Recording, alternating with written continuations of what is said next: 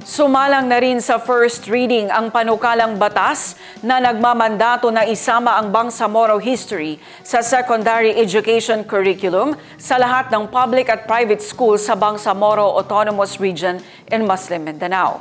Ang detalye sa report.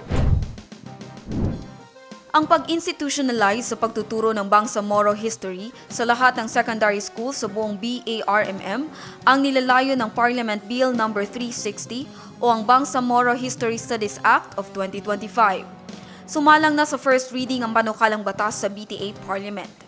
Tinitiyak ng proposed measure na ang lahat ng high school students sa BARMM ay magkakaroon ng formal education hinggil sa history, struggles at heritage ng Bangsamoro people.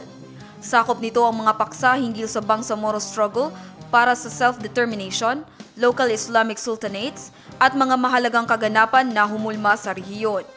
Sa ilalim ng proposed bill, ang Ministry of Basic, Higher and Technical Education ang magiging responsable sa pagdevelop at pag-implementa ng bagong subject, kabilang na ang paglikha ng learning materials at pagsasanay ng mga guro. Isa sa mga may akda ng panukala, si Deputy Speaker Bainta ng Patuan, kasama sina members of the Parliament Don Mustafa Long, Razul Ismael at Razul Mitmug Jr. bilang principal authors. Janeza Garcia, iMinds, Philippines.